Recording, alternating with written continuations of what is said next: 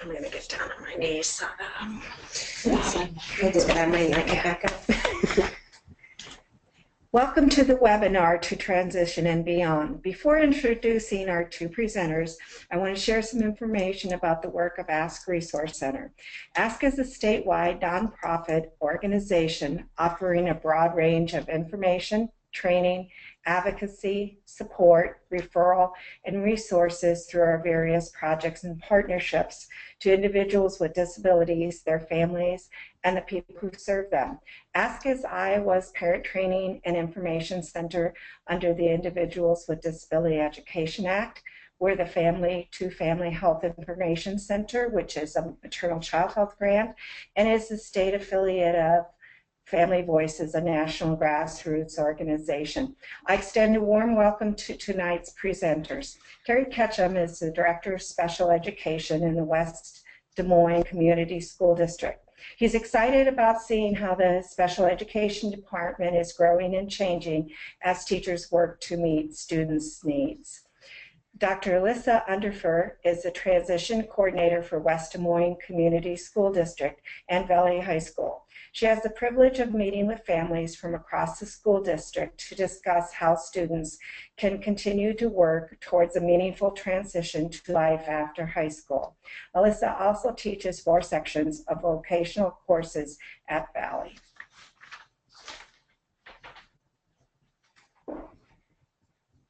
All right, welcome everybody to the webinar. My name is Karen Thompson, and really quickly before we get started, we're going to do some quick housekeeping. In the attendees panel, you will see a little hand that you can raise and a little question mark that you can click on. Either one of those things will allow you to ask a question. If you click on the question mark, then you can type a question and it will appear on my side for me to read. If you raise your hand, that means that I'm going to unmute you and you will be able to answer a question via microphone. So if you don't have a microphone, be sure you use the question mark. There's also a chat pane, but if you use that, we can see you. So be sure that your chats are appropriate for everyone to see. Otherwise, use the question mark and raise your hand. So without further ado, we are going to get started now. Hello, my name is Kerry Ketcham. I'm Director of Special Education for West Des Moines Community Schools. I'd like to welcome you tonight. West Des Moines Community School District is primarily located in West Des Moines, Iowa, but we serve students from parts of West Des Moines, Cumming, Windsor Heights, Clive, and Urbandale. So the district doesn't pay much attention to city boundaries. We serve approximately 9,000 students. We have a declining enrollment currently, so we're probably going to dip a little bit below 9,000 this year. We have traditionally had between 10 and 12% of our students identified for special ed, and last year that number was at about 9%. About 200 to 275 of those students are served 9-12, roughly 200 at the 10-12 Valley High School, and not quite 100 at Valley Southwoods, the 9th grade building. I oversee the special education program district-wide, but I don't do it all by myself. Since tonight we'll be talking about transition, we'll be talking about those 9-12 programs that are overseen by Assistant Principal David Perigo from Valley High School and our transition coordinator, Dr. Alissa Underfer, who's also a special education teacher. So it's through the lens of transition that we're going to view our work here tonight. We want to shape a transition experience for our students so that as they progress through their years from age 14 to graduation or aging out, they have not only academic demands placed upon them that will prepare them for life after high school, but they also have the opportunity to participate in life skills and vocational skills. So we'll be focusing on the vocational skills part of that tonight. I'm going to turn this over at this point to Alissa Underfer. Well, we just are so excited to be here with everybody tonight, and thank you so much to Ask for hosting this event. And we just love to talk about our students. They're amazing, and all the exciting things that they are doing. This year and every year we just seem to keep growing with that. Tonight we're going to focus on our talk on 4 areas of transition, and that is Tiger Perk, Career Academy, Transition Fridays, and Transition Coordinator. And so we're going to start our conversation first with Tiger Perk. Tiger Perk is the coffee shop built in Valley High School. This coffee shop originally existed as a function of the nutrition program and was operated under those auspices. But during the construction that took place at Valley High School, the Tiger Perk was closed as that part of the building was being reconstructed. And we had been looking for an opportunity for our students to have that sort of experience at Valley High School, and the timing just wasn't right when we first asked for it. But as the part of the building under construction began to get cleaned up and reopened, the nutrition director came to me and asked me if we would like to have Tiger Perk as a vocational location for our students at Valley High School, and we jumped at the opportunity. It took several months of planning and cleaning and purchasing equipment in order for us to reopen Tiger Perk, but it essentially looks as it originally looked when it was under the operation of the nutrition program. We have a cooler for water and pop. We have refrigerators for milk and other drinks. We have an espresso machine, a hot water tower. We have a sink for hand washing, but not for dishwashing. We have an oven for baking cookies and muffins. Excuse me, cookies, but we purchase muffins. We also sell other packaged goods. And recently we purchased a popcorn machine that is the life of the school right now. It is the biggest seller that we've ever come across, and it provides tremendous opportunities for our kids and tremendous goodwill for the special education program within Valley High School. So Tiger Perk is a coffee shop, and it is operated by an adult assistant under the direction of Alissa Underfer, and it is operated by students who are in the special education program. While students are in Tiger Perk, they are working on vocational skills. Those skills include customer service, which would be greeting people, saying thank you. Food service prep, that includes cleanliness of the location, cleanliness of themselves, and the processes used to create each of the things that they're going to serve people. Getting money from people, providing change, putting money correctly in cash register. We do training on the cash register so they can identify the steps to ring up a sale properly. Time management in terms of making sure that they're keeping up with the demands of the customers, and using downtime effectively for cleaning and restocking, and that takes us to inventory management, which can happen while they're on duty, but also happens after Tiger Perk closes, when students come in and assess the sales of the day and restock the inventory for the next day from our storerooms. Our menu includes a lot of different things. You can see on the slide that we have coffee and lattes, espresso-based drinks. We offer tea, and hot cocoa. And for those purchases, we purchased a water tower because we discovered that we were quickly depleting the hot water capacity of our espresso machine. So we added that shortly after opening. We can only serve diet pop because of nutrition regulations on the school. We have to sell things that meet state and federal guidelines during the school day. Diet pop meets those guidelines, so does water. When the line for ice beverage, ice is a brand of carbonated, flavored, no-calorie water. And we've experimented with a lot of different flavors of ice beverages to determine which ones sell the best, and those are the ones that we continually stock. I mentioned already that we sell popcorn, cookies, muffins, but you can also see that we have chips and breakfast bars as well. Occasionally, we open Tiger Perk for special events for adults. Valley High School has hosted conferences. We have the National Association of Science Teachers, the National Council of Teachers of Mathematics. We've had the Iowa High School Speech Association. We have also opened in the evenings for concerts and parent events, orchestra concerts in particular, that bring in just a lot of adult visitors, and outside of school hours, we can go off our menu and sell items that are not nutritionally bound.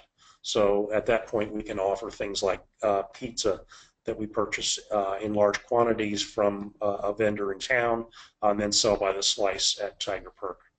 We also can offer a wider variety of drinks, but we typically stick to our menu for our drinks because we don't want to have a lot of leftover stock and thereby incur a lot of extra costs. Speaking of costs, we have determined what the expense is for each of our products. We have priced our products so that we don't make a profit any more than necessary to cover our costs, but because we can't hit it exactly, we do end up going a little bit over, and the extra money that is earned by Tiger Perk goes into a fund that helps provide our students additional vocational opportunities outside of school. So it covers things like transportation and entry fees and things along those lines. So Tiger Perk has a reach outside of the building as well. Okay, so we started Career Academy a couple of years ago, and Career Academy is an opportunity for students to come to my classroom. It's an actual class, and they get to focus on different areas that they're interested in. Currently, we have students working in hospitality, food service, retail, animal care, and last year we had a student who was working in broadcasting. We have one student this year who's interested in theater and voice acting. And of course, there's car services. Last year we had a student who was interested in lawn care. So we explored all those areas and what it meant to that student. In each of these areas, the students are working towards certifications that will help them, and they will be able to put that on their resume. So when we're considering restaurant training, we're looking at ServSafe. ServSafe is a training that restaurants use for employees, and they love it when our students come to them and already have that certification or training that has taken place. Human service, we are partnering with other agencies. I have a student currently who's working with a CNA training, and she is getting ready to take her CNA test, and she will be job shadowing at a nursing home that we're partnering with and looking for employment. We also work with the College of Direct Support, and we're able to train students to be direct care support staff. And then we partner with Mosaic, Link Associates, any of the agencies. Hope is another agency that's contacted us, as well as Easter Seals. They're always interested in finding students who are interested in working in the human service area. We're really excited. I'll circle back to animal care in a minute. Education, we have an online class that we have been using with our students, and our students go out and job shadow in the classrooms. And they've also done some job shadowing in the elementary schools as well as the high school. And they're just interested in becoming a teacher's assistant as they explore the idea of becoming a teacher. Retail, we've worked with several companies, mainly TJ Maxx. Yonkers has also reached out to us, and they're interested in having our students work for them and helping out with the training as we go through some of the company policies. And the latest one would be theater, and we're hoping that one's still in development, and we're going to be exploring that a little bit further. The animal care and specialty areas, we're kind of proud of this one. It's a new adventure. We could probably go to the next slide. So we have come up, we had a survey that we gave the students, and animal care came back as the #1 thing kids wanted to learn, which is really hard to teach when you're in high school, how to care for the animals. So we ended up partnering with Hope Animal Rescue out of Grimes, Springs Memory Care, which is in West Des Moines, and we had a contractor build us a cat condo, and our students go out to the Arbor Springs every day. They care for the animals. They are responsible for the documentation of the food and the water and the cleanliness, taking care of the animal, checking out the animal's well-being. They document all of that and take care of those services for the nursing home.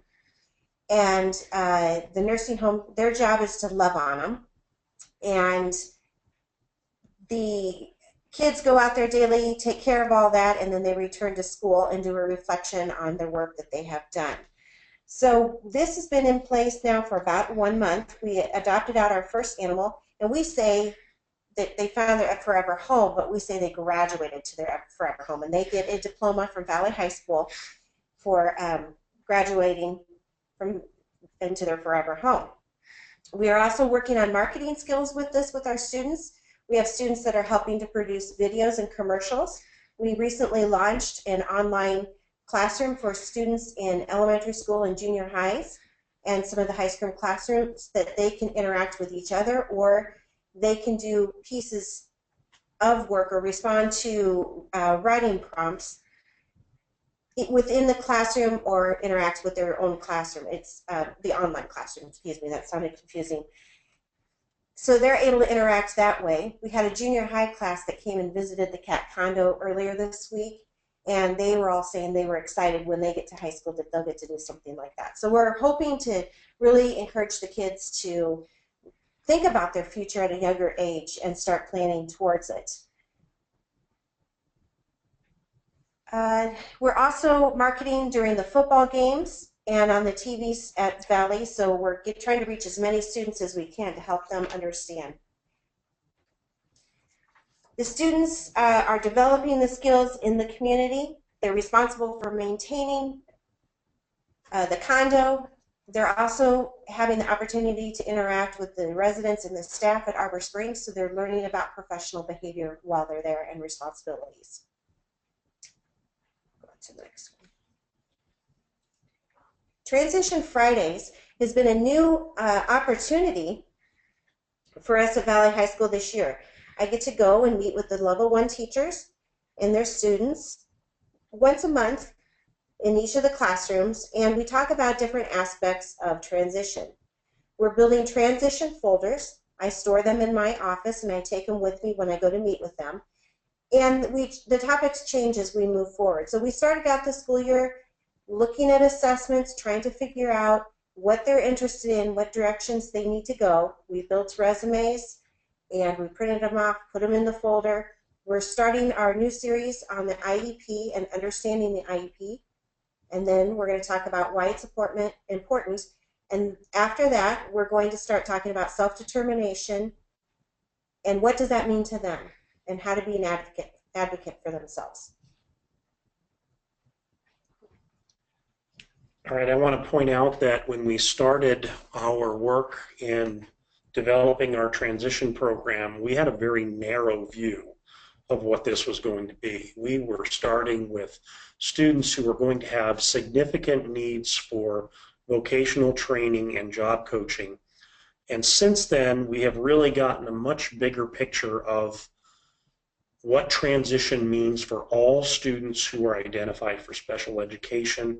And we've even started talking about how that should apply to students with disabilities who are simply being served with 504s. We don't yet know what that's going to look like because we're funded through categorical funding in special education. It would be difficult for us to expand our services without some redefinition of how those monies can be spent by the state or federal government. So as our view expands, we're hoping that the guidance that we get from the state and federal government also expand to include those opportunities.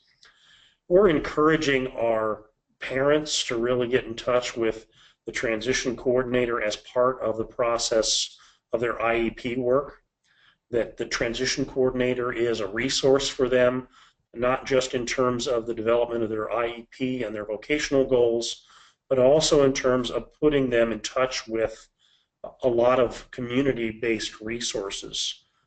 Everything from Voc Rehab to Easter Seals and a variety of other agencies. this provides a linkage for parents who don't necessarily know all of the different avenues that they can take to get assistance for their children.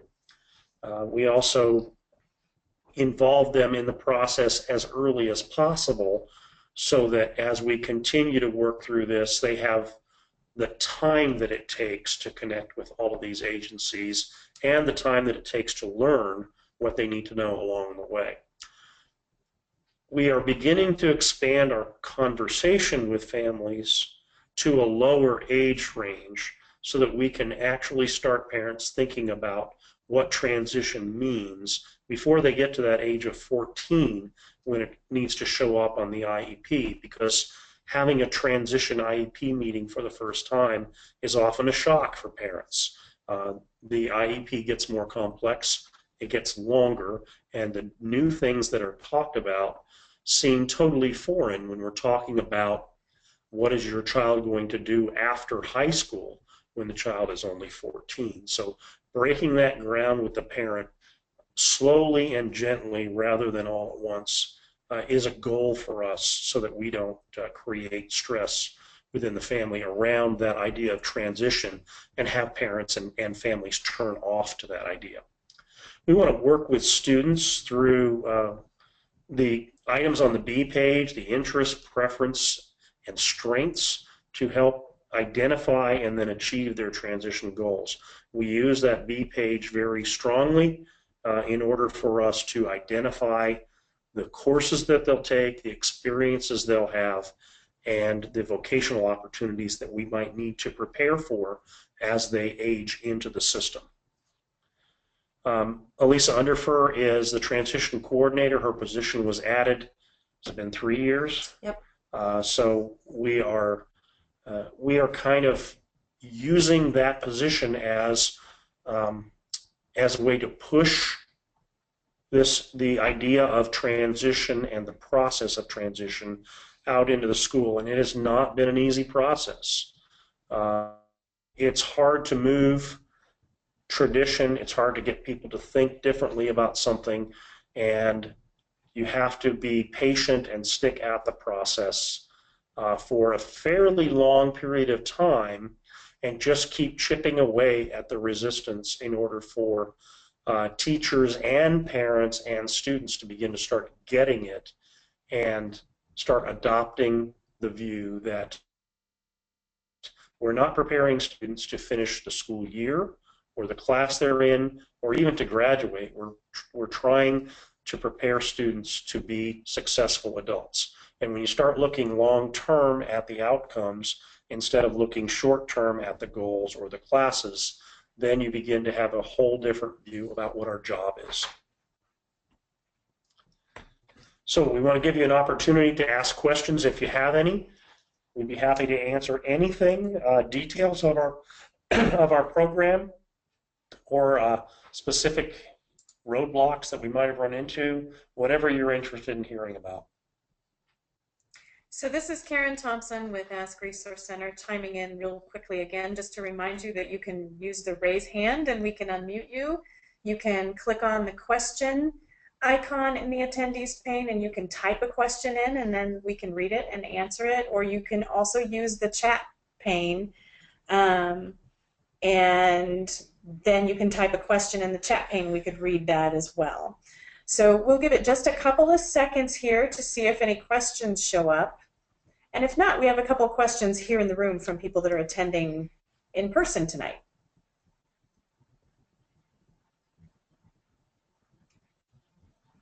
I feel like we should have Jeopardy music playing. See what kinds of questions come up. I also want to point out while we're waiting for questions to come in that in your handouts pane, if you click on the little plus sign beside the handouts, you have access to the PowerPoint presentation in a PDF format. So you can download that, you can take it with you when you leave here, or if you for some reason can't access that and you want it, by all means circle back with us at askresource.org and you can type in a question about it on the website, or you can reach us at info@askresource.org and just let us know you want a copy of the handout. We'll be happy to share it with you. So I'm just going to check my questions pane here quickly. I do not see any questions coming in, so I'll keep an eye on that. But in the meantime, are there questions in the room? Yes. My question is about the work you're doing with parents. Research has shown us that there is a big impact when parents are involved. Students are more likely to have a job, to have high expectations, and know that they can successfully be employed. Could you share a couple examples of the way you're outreaching both to the families early on before that transition age, and then some activities you're doing with them once they're ready to start thinking about that transition? Want me to? Okay.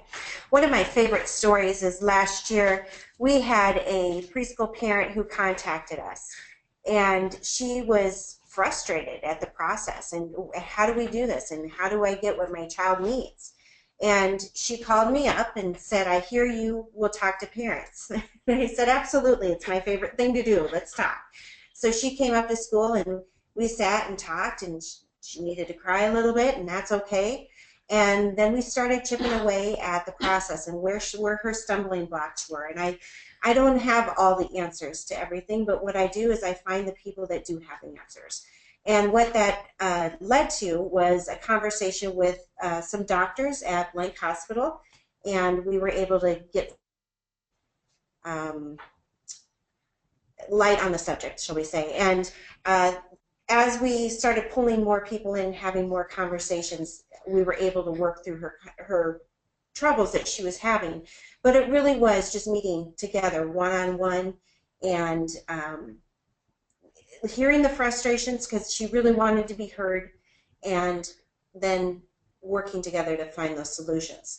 And from that, what we learned from that is how frustrating and how long this process is, and that's what we took to heart, is that we can do a better job of really listening and trying to find some answers too. Another example, I had a parent who contacted me about a month ago, a son who was wanting a job, and they were going through some trials, and she had talked to Kerry, and Kerry said, you know what, call Alissa and see what Alissa has to say. She was strapped for time, and so I went to her work, and we sat and we met at her workplace and did some problem solving. That situation is not fully resolved, but she and I have an emailing relationship. That's what works for her. That's what's convenient for her. Some parents, they want to come in and talk to me. I had a parent come in tonight, and she just said, I just want to talk. I want to know what I'm going to do next. What should I do? Well, I give her a choice, 2 or 3 different things. You tell me what's going to work for your family.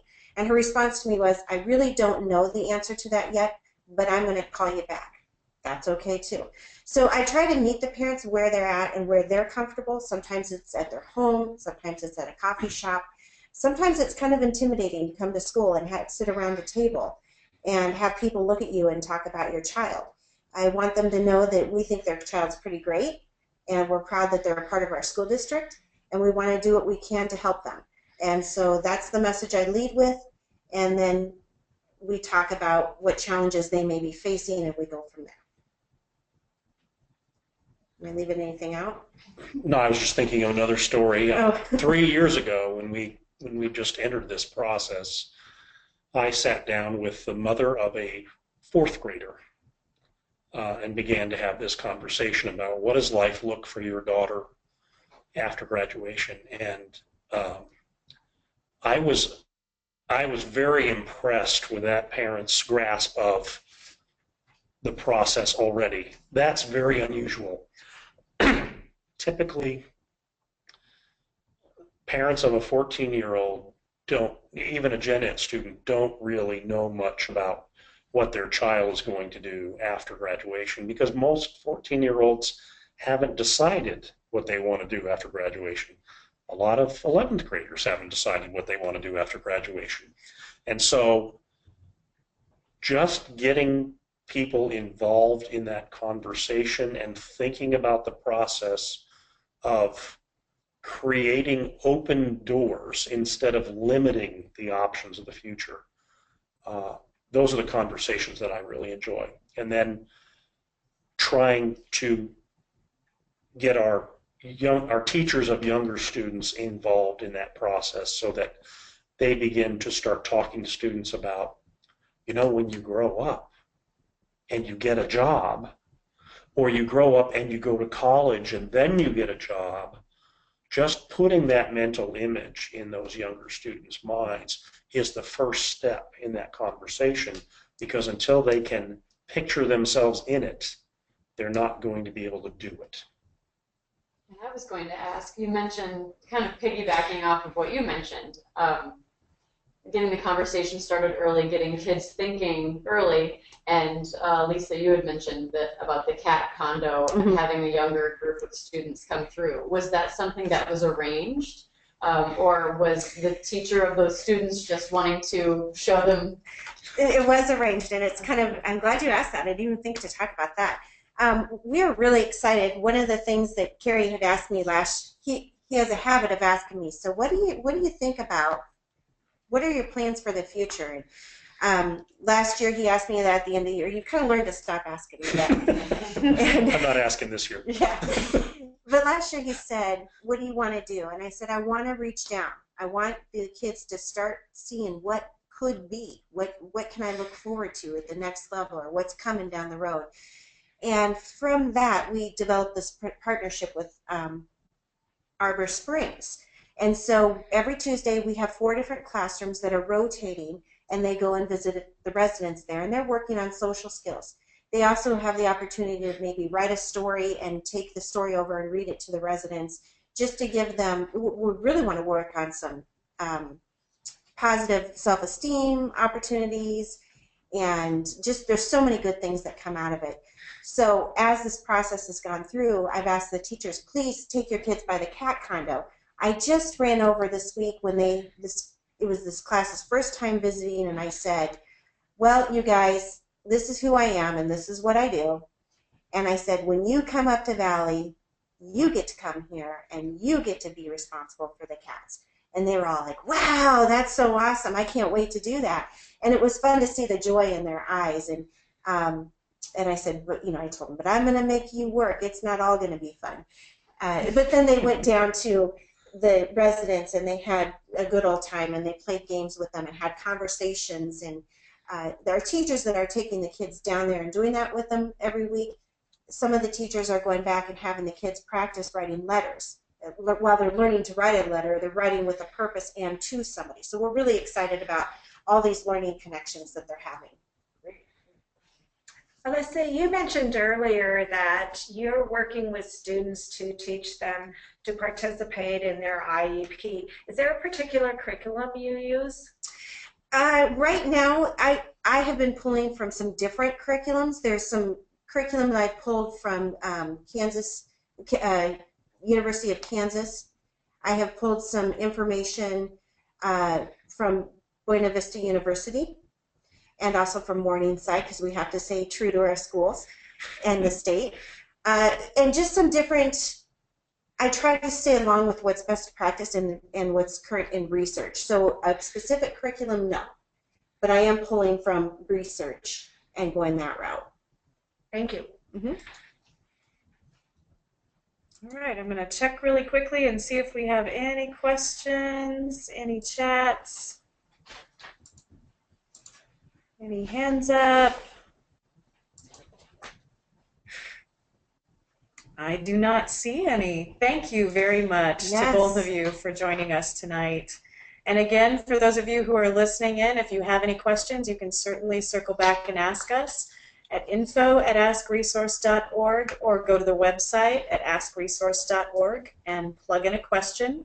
Also, if you have further questions for the presenters tonight specifically, their emails are posted right now on the screen, and also within the handout materials that are provided to you on this webinar. So by all means, reach out directly to them with email questions that you might have.